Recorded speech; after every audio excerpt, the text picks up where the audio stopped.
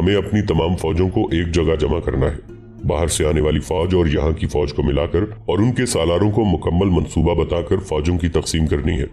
हमारी पेशकदमी फौज के मुख्तलिफ हिस्सों की पेशकदमी होगी। हर हिस्से का रास्ता अलग होगा। मैंने राजदारी बरकरार रखने का इंतजाम हस्बे मामूल कर दिया है। आपके सिवा किसी और को, किसी कमांडार और किसी सिपाही को मालूम नहीं होना चाहिए कि हम कहाँ जा रहे हैं। हमारे जासूस दुश्मन के इलाके में मौजूद हैं। वो दुश्मन की जरा जरा सी हरकत की इत्तलाएं बाकायदगी से भेज रहे हैं। अब जरूरत यह है कि दुश्मन के इन जासूसों को अंधा, बहरा और गुमराह कर दिया जाए जो हमारे इलाके में मौजूद हैं। हसन बिन अब्दुल्ला ने इसका भी इंतजाम कर दिया है। एक बात मैं अभी आपको बता देना चाहता हूँ, वो ये है कि फौज का एक हिस्सा मेरे साथ होगा जिसे मैं करक लेकर जाऊंगा। सुल्तान अयूबी अचानक खामोश हो गए। उनका सर झुक गया। कुछ देर बाद उन्होंने सर को झटका देकर ऊपर किया और बोले, 4 साल गुजर गए हैं। मैंने एक कसम खाई थी, मुझे यह कसम पूरी करनी है। सुल्तान सलाहुद्दीन अयूबी की यह कसम एक तारीखी वाकया था। उन्होंने कॉन्फ्रेंस में 4 साल पहले का यह वाकया सबको याद दिलाया। इस सिलसिले की पहली किस्तों में हम तफसील से सुना चुके हैं कि सलीबी हुक्मरान इखलाक और किरदार से ऐसे आरी थे कि मुसलमानों के काफिलों को लूट लेते थे। ये काम उनकी फौज किया करती थी। जिन दिनों हाजियों के काफिले हिजाज को जाते और वापस आते थे, उन दिनों ईसाई फौज के दस्ते उन काफिलों को लूटने के लिए रास्तों में घात लगाते थे। एक सलीबी हुक्मरान अरनात, जो उस वक्त कर्क पर काबिज था, ये काम अपने हुक्म और अपने खास दस्तों से करवाया करता था। अपने इस जुर्म पर वो नाज भी किया करता और हाजियों के काफिले को लूटकर फख्र से इसका जिक्र किया करता था जैसे उसने मुसलमानों पर बहुत बड़ी फतह हासिल की हो। उसकी इस राहजनी का जिक्र सिर्फ मुसलमान मौर्रिखों ने ही नहीं किया, बल्कि यूरोपीय मौर्रिखों ने तफसील से लिखा है कि वो काफिलों को लूटने का इंतजाम किस तरह किया करता था। 1182 से 84 ईस्वी में उसके एक दस्ते ने हिजाज से मिस्र को वापस जाने वाले हाजियों के काफिले पर हमला किया और लूट लिया था। एक मिस्री वक़ाए निगार मोहम्मद फरीद अबू हदीद ने लिखा है कि सलाहुद्दीन अयूबी की बेटी भी इस काफिले में थी, लेकिन और किसी मौर्रिख या उस वक्त के वक़ाए निगार ने यह नहीं लिखा कि उस काफिले में सुल्तान अयूबी की बेटी थी। काजी बहाउद्दीन शद्दाद की डायरी मुस्तनद दस्तावेज है क्योंकि वो उन वाक़यात का ऐनी शाहिद है। अलबत्ता एक इशारा एक वक़ाए निगार की तहरीर से मिलता है जो इस तरह है कि जब सुल्तान अयूबी को इत्तला मिली कि अरनात की फौज ने मिस्र के एक काफिले को लूट लिया है तो सुल्तान अयूबी की गजबनाक और गरजदार आवाज सुनाई दी, वो मेरी बेटी थी, मैं उसका इंतकाम लूंगा, वो मेरी बेटी थी। काफिले में कोई नौजवान लड़की थी जिसे सलीबी उठाकर ले गए थे। सुल्तान अयूबी ने उसी वक्त कसम खाई थी, अरनात को मैं आज से अपना जाती दुश्मन समझता हूँ। मैं कसम खाता हूँ कि उससे अपने हाथों इंतकाम लूंगा। सब जानते हैं कि उनके सुल्तान ने इस अंदाज और इस लबो लहजे में कभी बात नहीं की। वो भड़क कर बात करने और बड़ मारने को पसंद नहीं किया करते थे। उनकी हर बात फैसला हुआ करती थी। उन्होंने जब इंतकाम की कसम खाई तो सब समझ गए कि ये सुल्तान का अज़्म और फैसला है। यूं तो हर सलीबी हुक्मरान इस्लाम का दुश्मन था, लेकिन अरनात इस्लाम की और रसूल करीम सल्लल्लाहु अलैहि वसल्लम की तौहीन करता रहता था।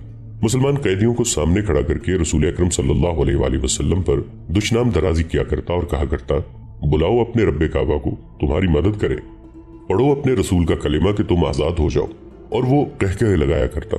उसकी इस आदत से सुल्तान अयूबी भी वाकिफ थे, इसलिए वो अरनात का जब नाम लेते तो नफरत का भरपूर इजहार किया करते।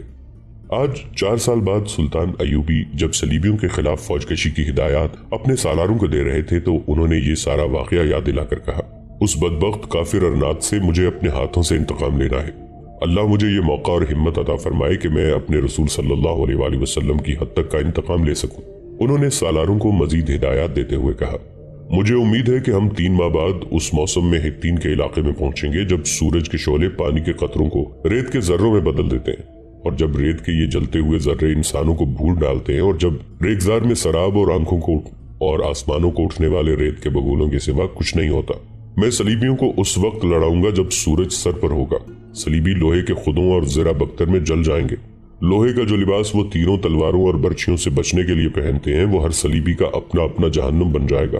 मौर्रिखों और जंग के यूरोपी माहिरीन और मुबस्सिरीन ने सुल्तान अयूबी के इस इक़दाम की तारीफ की है कि उन्होंने जंग के लिए जिस मौसम का इंतखाब किया वो जून जुलाई के दिन थे, जब रेगजार भट्टी से निकाली हुई सिल की तरह गर्म होता है। सलीबी फौजी आहनी चादरों के लिबास से महफूज होते थे। उनके नाइट यानी सरदार सर से पांव तक ज़रा बख्तर में मलबूस होते थे। तीर और तलवार का इन पर कुछ असर नहीं होता था, मगर सुल्तान अयूबी ने लोहे का ये लिबास उनकी बहुत बड़ी कमजोरी बना दिया था।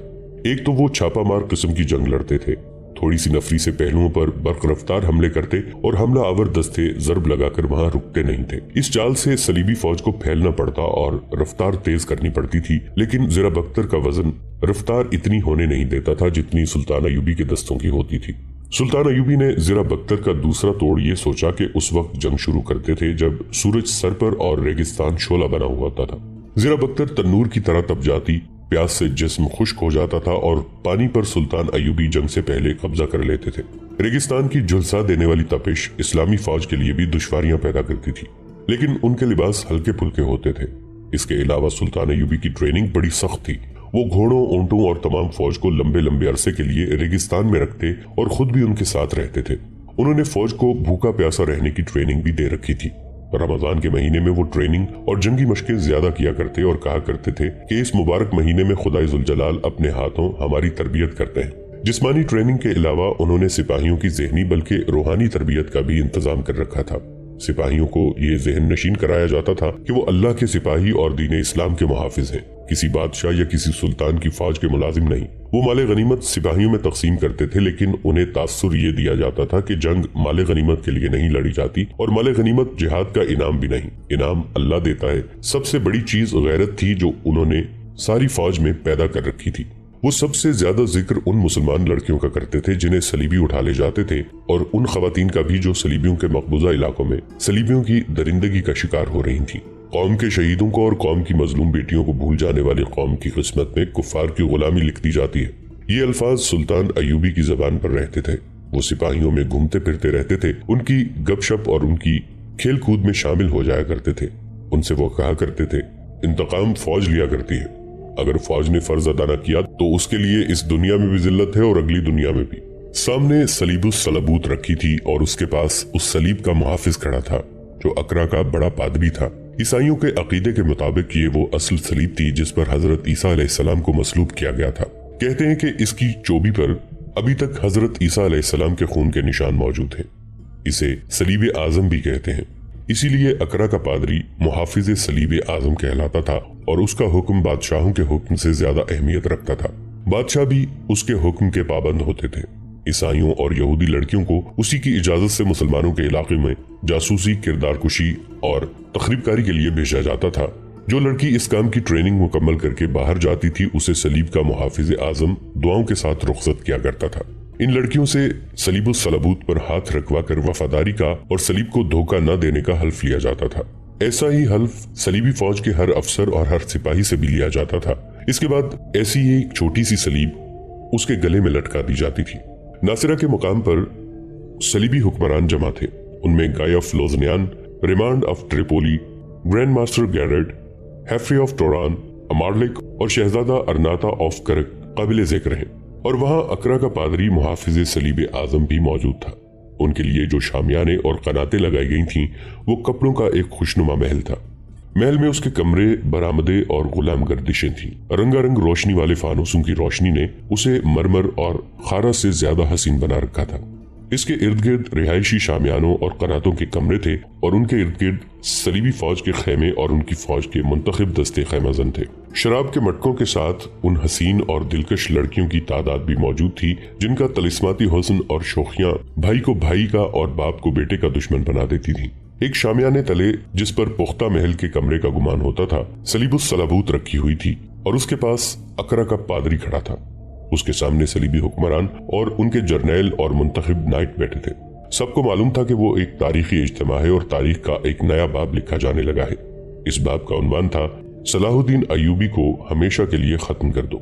सलीब के मुहाफिजों, अकरा के पादरी ने कहा, ये है वो सलीब जिस पर तुम सब ने हाथ रखकर हलफ उठाया, और वो सलीब आज इसलिए तुम्हारे सामने अकरा से लाकर रखी गई है कि इसके साथ तुमने जो अहद किया था वो तुम्हारे दिलों में ताजा हो जाए। अब तुम्हें एक खूनरेज और फैसला कुन जंग के लिए तैयार होना है। ये जंग तुम्हें लड़नी है। तुम सब जंगजू हो, जर्नैल हो, तुम्हारी उम्र मैदान जंग में गुजर गई है। मैं इस मैदान का आदमी नहीं हूँ, मैं तुम्हारे मजहब का पेशवा हूँ। मैं तुम्हें ये बताने आया हूँ कि सलाहुद्दीन अय्यूबी को शिकस्त देकर दुनिया अरब पर सलीब की हुक्मरानी कायम करनी है। यरूशलेम तो है ही हमारा, ये मत भूलो कि मक्का और मदीना पर भी कब्जा करना है और इस मुकद्दस सलीब को मुसलमानों के खाना काबा के ऊपर रखना और उसे यसु मसीह की इबादतगाह बनाना है। याद रखो कि तुम मदीना से 3 मील दूर तक पहुंच गए थे, मगर मुसलमानों ने तुम्हें इससे आगे बढ़ने न दिया। तुम्हें भी इसी जुनून से लड़ना है जिस जुनून से मुसलमान अपने काबे के तहफ़्फ़ुज़ के लिए लड़े थे। सलाहुद्दीन अय्यूबी की नजरें यरूशलेम पर लगी हैं। वो कहता है कि ये बैतुल मक़दिस है और यहाँ उनका क़िबला अव्वल है। अगर इससे यरूशलेम को बचाना चाहते हो तो नजरें मक्का पर रखो। जहन में ये याद रखो कि हमारी जंग सलाहुद्दीन अय्यूबी से नहीं, ये सलीब और इस्लाम की जंग है। ये 2 मजहबों की, 2 अकीदों की जंग है। ये जंग हम न जीत सके तो हमारी अगली नस्ल लड़ेगी। वो इस्लाम का खातिमा न कर सकी तो उससे अगली नस्ल लड़ेगी, ताआनके के दोनों में से एक मजहब खत्म हो जाए। खातिमा इस्लाम का होगा और सारी दुनिया पर सलीब की हुक्मरानी होगी। हमने मुसलमानों को शिकस्त देने के लिए दूसरे तरीके भी इख्तियार किए हैं, लेकिन वो कामयाब नहीं हो सके। तुम सबको याद होगा कि हम इस मुहिम में कितनी लड़कियां जाया कर चुके हैं। हम बेशुमार दौलत और असलहा भी जाया कर चुके हैं जो मुसलमान उमरा को सलाहुद्दीन अय्यूबी के खिलाफ देते रहे हैं। हमने उन लड़कियों को और ज़रो जवाहिरात से ये हासिल किया है कि मुसलमानों में शराब और अयाशी की आदत पैदा कर दी है। इसी का नतीजा था कि हम 6-7 साल उन्हें आपस में लड़ाते रहे हैं। उनकी इस खाना जंगी से हमने ये फायदा जरूर उठाया है कि मुसलमानों की जंगी कुव्वत खासी हद तक जाया कर दी है और सुल्तान अय्यूबी के बेहतरीन और तजर्बाकार सिपाही और उनके कमांडर खाना जंगी में मरा दिए हैं। इस खाना जंगी से हमने ये भी फायदा उठाया है कि 7-8 साल सलाहुद्दीन अय्यूबी को उसके अपने इलाकों से बाहर नहीं निकलने दिया। इस अरसे में हमने जंगी तैयारियां मुकम्मल कर ली और यरूशलेम का दिफा इतना मजबूत कर लिया है कि सलाहुद्दीन अय्यूबी के लिए इन रास्तों तक पहुंचना जो यरूशलेम को जाते हैं नामुमकिन हो गया है। मगर उसने वो कैफियत फिर हासिल कर ली है जो उनकी खाना जंगी से पहले थी। हलब और मूसल की फौजें भी उसे मिल गई हैं। तमाम मुसलमान उमरा उसके हामी हो गए हैं। मुजफ्फरुद्दीन और ककबूरी जैसे सालार जो उसके खिलाफ लड़े हमारे दोस्त बन गए थे, उसके पास चले गए हैं। गद्दारों को उसने इतना कमजोर और बेबस कर दिया है कि वो अब हमारे किसी काम के नहीं रहे। अब कोई मुसलमान हुक्मरान ऐसा नहीं रहा जो सलाहुद्दीन अय्यूबी पर अकब से हमला करे। हमने हशीशेन को भी आजमा कर देख लिया है। वो 4-5 कातिलाना हमलों में भी उसे कत्ल नहीं कर सके। अब इसके सिवा कोई चाराकार और कोई हल और कोई रास्ता नहीं रहा कि हम मिलकर सुल्तान सलाहुद्दीन अय्यूबी पर यलगार करें, लेकिन अपने जर्नैलों ने ये मशवरा दिया है कि हमले में पहल उसे करने दें। इसकी मुझे 2 वजूहात बताई गई हैं। एक ये कि अपनी फौजों को इतनी दूर नहीं ले जाना कि रसद के रास्ते मसदूद और खतरनाक हो जाएं, और दूसरी वजह यह कि सुल्तान सलाहुद्दीन अय्यूबी जिस तरीके की जंग लड़ता है उससे हमें अपनी फौज दूर दूर तक फैलानी पड़ती है। अब जबकि दुश्मन के इलाके में हमारा कोई हामी नहीं रहा, इसलिए हमें हमले का खतरा सोच समझ कर मूल लेना चाहिए। हमें ज्यादा इंतजार नहीं करना पड़ेगा। जासूसों की इत्तला के मुताबिक सुल्तान सलाहुद्दीन अय्यूबी यरूशलेम की तरफ पेशकदमी का फैसला कर चुका है। ये तुम्हें देखना है कि उसकी पेशकदमी का रास्ता कौन सा होगा और वो सीधा यरूशलेम की तरफ आएगा या क्या करेगा। हमें ये हकीकत तस्लीम करनी चाहिए कि हम अकेले अकेले उसके खिलाफ नहीं लड़ सकते। अब तुम मुत्तहिद हो गए हो। सलीब आजम को यहाँ उठा लाने का मकसद ये है कि तुम सब एक ही बार सलीब पर हाथ रखकर हल्फ उठा लो कि तुम दुश्मन के खिलाफ एक जान होकर लड़ोगे और जाती रंजिशों और जाती मफादात को नजरअंदाज करके मुत्तहिदा मफाद के लिए लड़ोगे, और ये मफाद सलीब आजम और यसु मसीह के अकीदे का होगा, और तुम सब इस्लाम के खातिमे के लिए लड़ोगे। सब उठ देर से जागे। रात जब पादरी ने उन्हें छुट्टी दी तो वो शराब और रक्स में मगन हो गए। वो अपनी अपनी पसंद की लड़कियां साथ लाए थे। उनके हुस्नो जमाल, नीम उरिया जिस्मों, खुले बिखरे हुए रेशमी बालों, नाजो अदा और शराब ने इस खित्ते को जन्नत अर्जी बनाए रखा। दूसरे दिन का सूरज तुलू हो चुका था, मगर सलीबियों के इस शाहाना कैंप में नींद ने मौत का सुकूत तारी कर रखा था।